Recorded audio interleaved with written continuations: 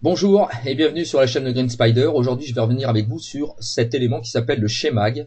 Initialement, d'ailleurs, ça s'appelle toujours d'ailleurs le kéfier. C'est un élément donc en tissu, généralement en coton, mais la viscose l'a bien sûr supplanté depuis quelques années, d'environ 1 mètre carré de surface et qui est principalement porté dans les pays arabes. Il en existe bien sûr différents coloris.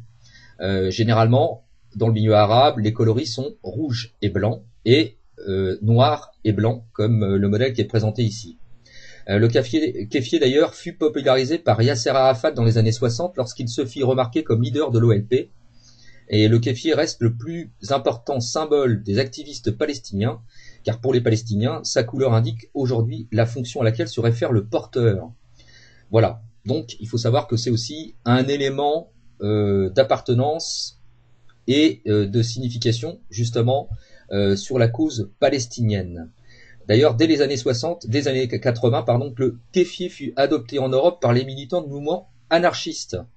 Le kéfier est devenu un objet de mode à la fin de la décennie 2000, prenant des couleurs n'ayant pas de lien direct avec le kéfier original, puisqu'on en retrouve aujourd'hui dans de nombreux coloris qui sont proposés d'ailleurs par de différentes enseignes comme H&M ou MS Mode, puisqu'on en trouve aujourd'hui en coloris bleu, rose, vert, jaune, etc., etc. Ça apparaît même d'ailleurs dans les défilés de mode par des grands créateurs de mode parisiens. Mais il faut savoir quand même que à l'origine, bien sûr, c'est toujours aujourd'hui encore un véritable symbole quant à la cause palestinienne. Alors, en dehors de cet élément, bien sûr, en ce qui nous intéresse, il faut savoir que aujourd'hui, le kéfier, c'est comme le chèche pour les troupes françaises. Pour l'Empire britannique, c'est véritablement un élément de protection contre le sable, les intempéries, la chaleur, lorsque ça s'est largement démocratisé pendant la Seconde Guerre mondiale, et plus particulièrement durant la campagne en Afrique du Nord, c'est à ce moment-là que son usage s'est généralisé par les troupes déployées dans les zones aux températures élevées, et il conserve sa fonction première de protection contre le soleil et la poussière. À l'heure actuelle, il faut savoir que de nombreuses troupes de l'OTAN le portent sous l'appellation Shemag, en Afghanistan ou en Irak, même si il n'est pas systématiquement fourni dans toutes les troupes, mais principalement dans celles du Commonwealth, et il est particulièrement prisé dans des troupes embarquées qui sont constamment exposées aux projections de sable et de poussière causées par le mouvement des véhicules.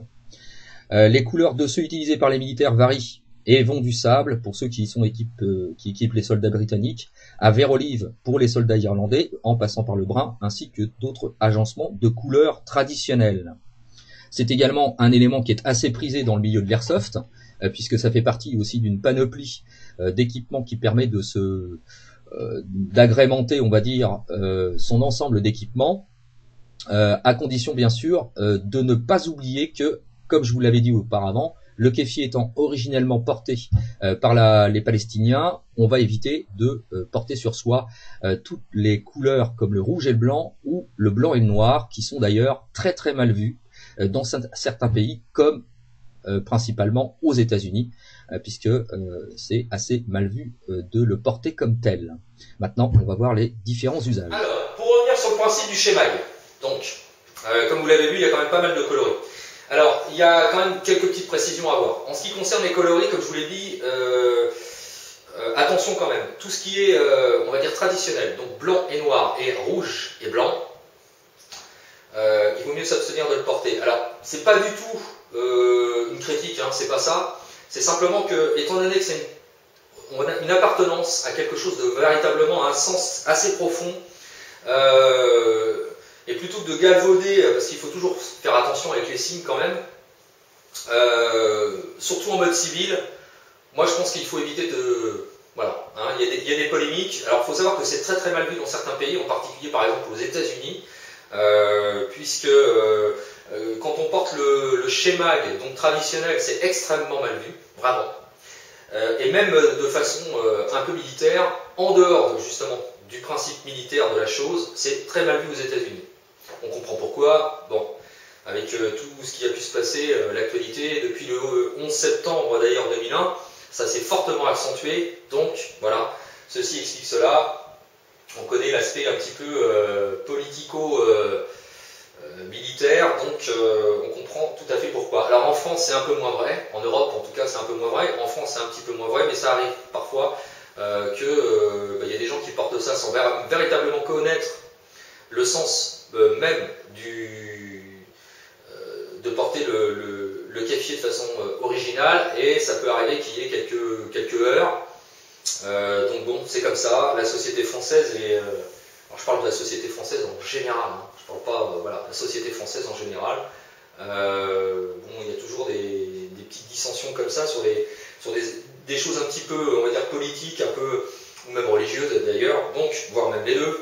Bref, donc pour éviter ça, pour les plus jeunes en particulier, si vous souhaitez acquérir ce genre de choses, pour le porter de façon quotidienne, au collège ou quoi que ce soit, enfin au lycée et plus, privilégier donc des couleurs, on va dire, plus sombres. Donc là, celui-ci c'est un 5.11, donc on aura du mal à voir.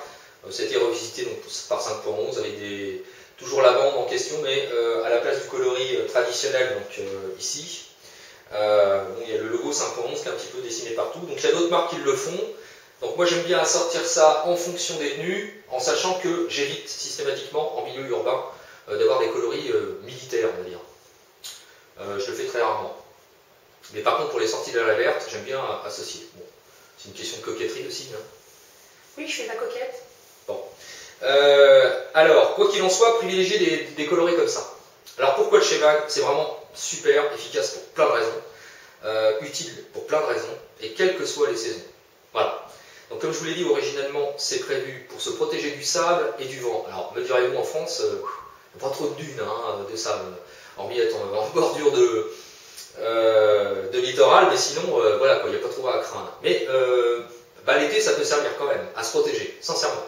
Donc on peut se protéger la tête. Donc il y a plein de façons de le porter. Je ne vais pas vous montrer ça, hein, mais bon, voilà, même la façon, on va dire, traditionnelle. Bon, voilà, hein, on porte ça normalement sur le côté. On ramène un des côtés devant. On récupère l'excédent derrière. Voilà, et on peut ramener ici sur le bord. Là, ici, comme ça verrouille. Et voilà. Voilà. Bon, au risque de ressembler à un... Allez, on va dire un rebelle, hein, pour donner le terme générique. Bon, on va pas porter ça comme ça, sauf si on fait de l'airsoft. Bon voilà, c'est assez prisé dans l'airsoft. Ou alors vraiment pour les aspects militaires de la chose, mais sinon, bon...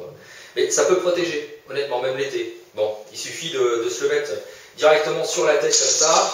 Hop, les décos de Noël vont s'envoler. Et puis, il suffit de récupérer, de faire un nœud derrière, comme ça, et le ramener devant. Et franchement, c'est efficace contre le soleil, ça protège vraiment. Si on n'a rien d'autre, ça peut être utile.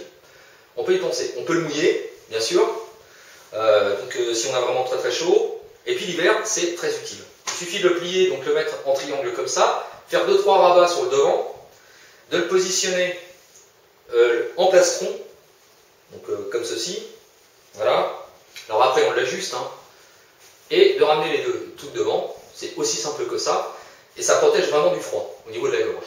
En plus, on peut desserrer légèrement à côté, on peut ramener sur le devant, si on le souhaite, et verrouiller un peu, voilà, et ça permet de se protéger le nez éventuellement, si on en a besoin, s'il fait vraiment très très froid, voilà, on peut se protéger. Donc il y a plein de façons de le mettre, il y a plein d'usages possibles. On peut s'en servir pour éventuellement les enfants, c'est-à-dire que les enfants qui ont trop chaud, vu que ça fait 1 mètre sur 1 mètre, donc 1 mètre carré de surface, le déplier complètement, 2-3 bouts de bois, on coince les extrémités, vu qu'il y a les petits nœuds, on peut les coincer les extrémités en fendant le bois, donc même sans aucun cordon, sans cordelette, sans rien, de façon à donner une étendue de zones ombragées en plein été pour les enfants, par exemple, ça peut être utile aussi. On peut penser à ça, même pour soi. On peut penser à ça pour plein de choses. Filtration de l'eau pour certains qui pratiquent ça. Simplement en baluchon, c'est-à-dire qu'on met ça au sol, on a envie d'emmener des trucs. Voilà, on peut s'en servir comme baluchon, on met des choses à l'intérieur, on verrouille, on met sur l'épaule, pof. Voilà, ça peut servir à plein de choses, véritablement. Pourquoi c'est intéressant plus qu'une écharpe? Parce que il y a une plus grande surface, on est sur 1 mètre carré. Donc c'est vraiment très très grand quand c'est déplié. Alors attention, ça c'est la dimension standard originelle, c'est-à-dire vraiment pour le Shemag ou le kéfier d'ailleurs, c'est 1 mètre sur 1 mètre. Donc il y a des fois, on en trouve qui font beaucoup moins d'1 mètre sur 1 mètre. Moi j'en ai vu de 65 sur 70 par exemple, là c'est même pas au carré. Alors il y a 3 types de fabrication différentes. Et, celle qui est traditionnelle, vraiment traditionnelle au Moyen-Orient, il ne reste plus qu'une seule fabrique. Au Moyen-Orient, je ne me rappelle plus où c'est. Donc on ne va pas véritablement s'attarder là-dessus. Ensuite, il y a la deuxième fabrication, c'est Made in India. Donc les Indiens fabriquent ça. Donc pareil, ils respectent scrupuleusement à la fois les motifs originels et la dimension du kéfier. Et puis, par contre, ils conservent donc des coloris qui vont jusqu'au flashy, orange flashy, jaune flashy, tout ce qu'on voudra. Par contre, ce sont toujours des pigments naturels, et c'est fait à la main. Voilà, ce qui explique aussi parfois le prix de certains Shemag ou kéfiers qui sont nettement supérieurs à ceux qu'on peut trouver dans les grandes surfaces, puisque eux, ils font appel simplement à des grossistes et qui fabriquent ça, bien sûr, made in China. Voilà, donc on est des fois pas du tout sur le même format, pas du tout sur le même, la même qualité de matériaux en plus, parce que normalement c'est du 100% coton. Donc bon, la viscose commence à remplacer pas mal. Mais voilà, on peut penser à ça. C'est véritablement un objet, je dis pas indispensable, mais qui peut largement supplanter plein d'autres éléments qu'on a l'habitude de rencontrer. Donc les grosses écharpes, les choses comme ça. Alors vous me direz évidemment, mode civil, porter ça, ce coloris-là, bon, au risque de passer, pour peu qu'on ait pantalon multipoche, Rangers, machin, on va se faire passer pour un paramilitaire. Je suis d'accord. Donc justement, éviter les coloris un peu trop militarisés, privilégier des coloris sombres comme ça, et puis surtout écarter les coloris, comme je l'ai dit, rouge et blanc et noir, forte appartenance au mouvement de soutien palestinien. Ceci afin d'éviter d'avoir éventuellement quelques heurts avec des populations qui ne sont pas forcément toujours, enfin voilà, qui cherchent un petit peu, on va dire, la petite bête. On n'est pas du tout là-dessus, on est vraiment, bon voilà, c'est sur l'objet lui-même. Mais ceci étant, rendons à César ce qui est à César, originellement c'était donc, c'est dans le milieu du monde arabe que c'était proposé, bien sûr. Voilà, je pense que j'ai fait le tour, donc n'hésitez pas. Ah oui, alors pour les prix, de 3 à 5 euros, Made in China en grande surface. Donc bon, je vous donnerai pas les noms des grandes surfaces, il y en a plein. Enfin, quand je dis grande surface, distribution de vêtements, quoi. Sinon, sur les sites spécialisés, militaires, enfin paramilitaires, etc., surtout de l'armée, etc., vous en trouvez entre 8 et 13 euros suivant la qualité de fabrication. Alors, très sincèrement, regardez chez, donc il y en a plein qui le proposent, mais regardez chez Coutellerie Tourangelle, c'est pas pour leur faire de la pub, même si j'aime beaucoup Coutellerie Tourangelle avec Olivier Arpignès, que je salue au passage, mais c'est pas pour ça, c'est simplement parce qu'ils proposent des schémas, il y a 2 versions, la version à 5 euros et la version à 13. Franchement, investissez un petit peu d'argent, dans 13 euros, vous ne serez pas déçus. Voilà. Ça passe en machine, 30 degrés, sans problème. Vous pouvez même mettre essorage, ça sèche en 3 minutes, même en coton, parce qu'une fois que c'est bien essoré, on étend ça parfaitement. Voilà, en plus, un peu d'assouplissant, ça sent bon, et puis c'est délicat, c'est bien, c'est super. Ben, bref, ça pèse pas lourd, ça peut se ranger, c'est compact, c'est utile dans plein de circonstances, plein d'usages. Voilà. Moi je sais que ça a remplacé sincèrement toutes les écharpes que j'avais avant, quoi. Voilà.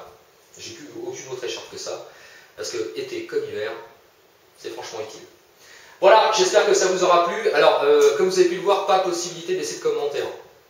J'ai été sanctionné entre guillemets par YouTube parce que j'utilise sur plus de 98% de mes vidéos, enfin 90% de mes vidéos, des musiques dont je ne détiens pas les droits. Alors ce qui est assez paradoxal puisque ces musiques-là sont directement issues du montage YouTube Video Editor. Donc c'est un petit peu le je sais pas. What the fuck, puisque YouTube propose des musiques et que finalement on ne peut pas s'en servir puisqu'ils n'ont pas les droits. Je comprends pas. Enfin bref. Donc j'espère que ça rentrera dans l'ordre, c'est pas dit, mais quoi qu'il en soit, pour le moment, voilà, c'est un petit peu difficile. Donc pas possibilité de laisser de commentaires, donc si vous avez envie de dialoguer de sujets ou d'autres, bah, faites-le par message privé. Je vous laisse également les liens pour la page Facebook, vous pouvez toujours venir. Je vous laisse également le lien de la page Facebook de Club Tactique.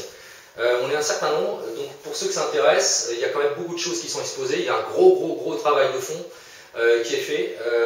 Donc voilà, je vous invite à aller voir ça, donc je vous laisse le lien. Et puis, comme toujours, voilà, je vous dis à très bientôt pour une prochaine vidéo. Et puis, d'ici là, portez-vous bien. Et comme toujours, en 2014, Carpe Diem. Salut! Ouais, c'est dans la boîte. Ah oui, puis en aparté, alors je le fais façon un petit peu à l'arrache, j'ai oublié ça. Beaucoup m'avaient posé la question de savoir ce que j'utilisais sur le terrain quand je vais dans les sorties dans la verte au niveau du trépied. Alors plutôt que d'emmener des trucs très lourds, j'utilise deux choses. Ça, donc c'est un petit trépied en aluminium et qui fonctionne très bien. Donc il y a les pieds, voilà, qui sont télescopiques. Donc c'est rotatif 360 degrés, inclinaison jusqu'à 90 degrés. On peut faire des inclinaisons intéressantes. Voilà. Donc par exemple ça se verrouille ici. Voilà, on peut coucher là, on peut mettre comme ça. Enfin bref. Alors et puis ça. Alors ça c'est XX série. Accessoire donc qui est proposé normalement pour tout ce qui est GoPro et les choses comme ça. Attention, ça varie, c'est absolument horrible. Moi j'ai constaté chez Darty, ils le vendent à 29 € à peu près, chez Decathlon le même, exactement le même marque, etc. 54 €. Je sais pas, je comprends pas, c'est bizarre. Alors l'intérêt de ce truc là, c'est que c'est télescopique. Ça fait 65 cm déplié. La tête est rotative bien sûr à 360, inclinaison à 45. Et puis c'est surtout que derrière, il y a un filetage. Donc on peut adapter le filetage. Toc, toc, toc, toc. Voilà, on peut adapter ça ici. Ce qui fait qu'une fois que le filetage est posé, ça vous donne une perche. Voilà, ce qui vous donne une extension. Voilà ce que j'utilise. Le tout fait 330 grammes. Voilà. C'est juste pour le truc. Allez, à plus. Bye.